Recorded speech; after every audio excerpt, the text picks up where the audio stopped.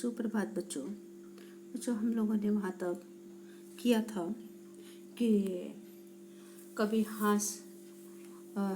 काका हास ने आज के जो भक्तगण हैं, भक्तगण को कैसे साधु लोग उपदेश देते हैं।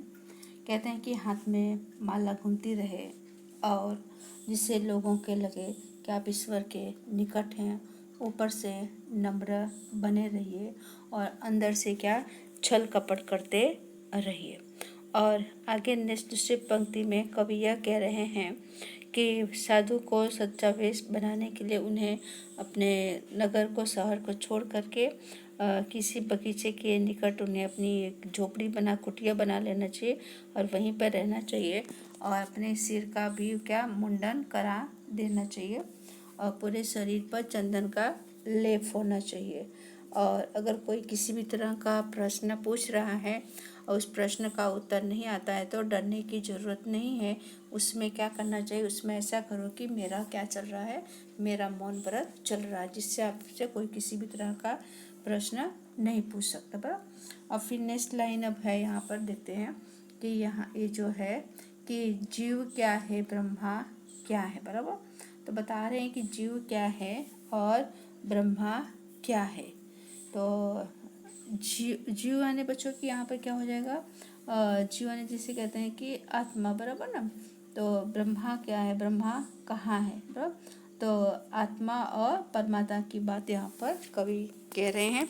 तू कौन है, मैं कौन हूँ, स्लेट पर लिख दो महादेव। बराबर, महोदय, सॉरी। हाँ, कि अगर मतलब कोई प्रश्न करता है तो वहाँ पे लिख दो कि मेरा क्या है, मेरा मौन व्रत चल रहा है और जो आत्मा और परमात्मा की बात करना है और फिर है कि मैं अभी चुप रहना चाहता हूँ, यानी किसी से कुछ कहना नहीं है। ऐसा स्लेट पर लिख करके रख देना बस, जिससे आपसे किसी भी तरह का कोई प्रश्न करेगा नहीं।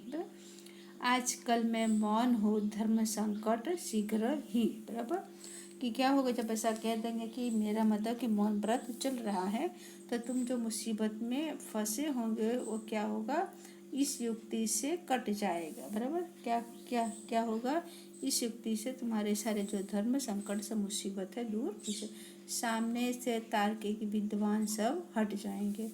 अरे जब तुम मैंने भक्तगण को उपदेश दे रहे हैं, कौन, साधु लोग।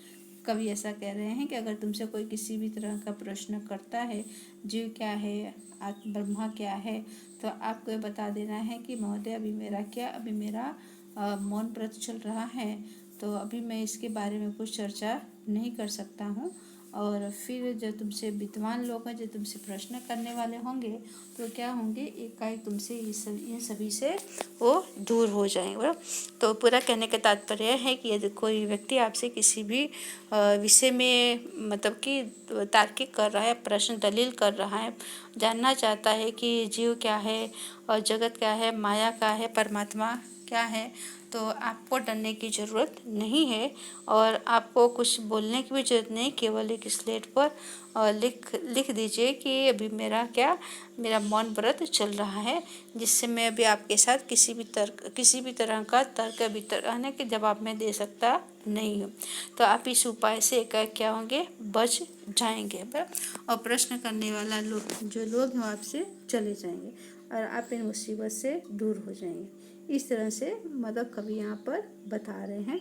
फिर नेक्स्ट जो पंक्ति है यहाँ पर, नेक्स्ट मतलब कि जो है यहाँ पर कि यहाँ जो है किए निष्काम सेवा सब। बराबर, तो इसको देख लेते हैं यहाँ पर सारे इस प्रश्न का कि हाँ, देखते हैं कि किए जा निष्काम सेवा सब फलेक्षा छोड़कर, याद फल की जब सताए, खा पपीता तोड़कर, स्वर्ग का झगड़ा गया, भय भी नरक का छोड़ दे, पाप घट भर जाए तो काशी पहुंचकर फोड़ दे। तो यहाँ पर कवि ये कहना चाह रहे हैं कि मतलब कि यहाँ पर कि निष्काम माने निरपेक्ष, किसी भी तरह का भेदभाव किए बिना। बराबर ना। और फल की इच्छा मन में नहीं रखना चाहिए। निष्पक्ष होकर के मतलब काम करना चाहिए और सब फल एक साथ छोड़ यानी मन में किसी भी तरह की इच्छा नहीं रखनी चाहिए, ऐसा कवि कह रहे हैं।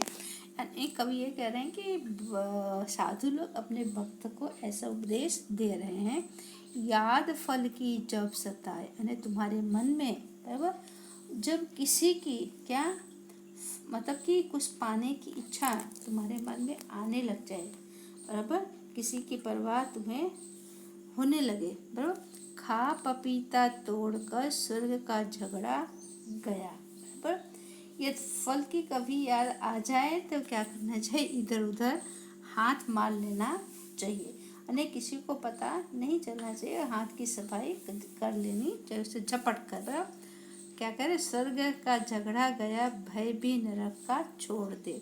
अगर जब तुम्हारे मन में किसी भी तरह की फल पाने की या किसी भी तरह की चाहत की इच्छा हो तो क्या करना चाहिए, स्वर्ग नरक सब छोड़ करके अगर मौका मिलता है तो क्या करना चाहिए, जल्दी से उसे हड़प लेना चाहिए, उस समय स्वर्ग नरक सब कुछ भुला देना चाहिए, बराबर। फिर यह भय भी नरक का छोड़ दे, पाप घट भर जाए तो काशी पहुंचकर फोड़ दे।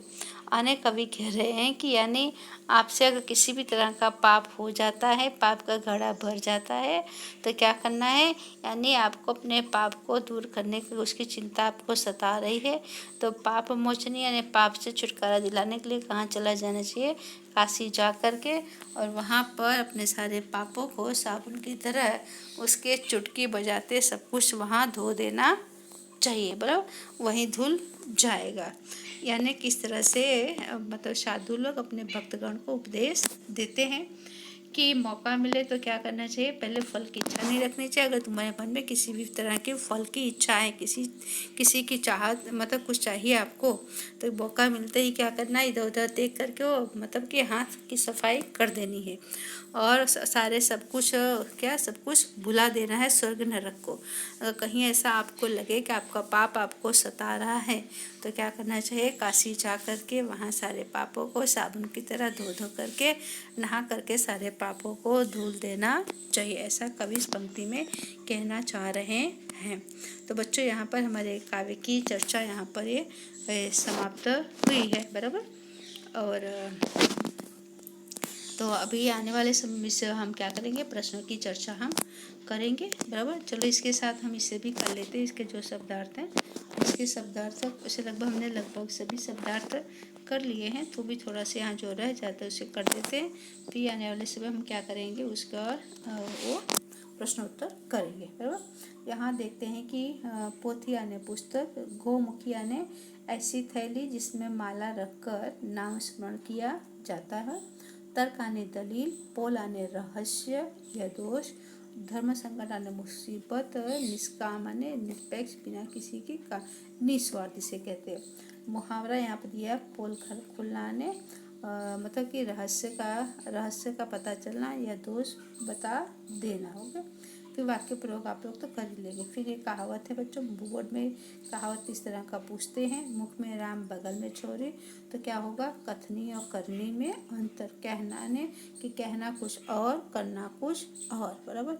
इस तरह का ये क्या है, ये आपका जो कहावत है, कहावत क्या है, मोस्ट इम्पोर्टेंट है, बराबर। इसको लर्न कर लेना, ओके।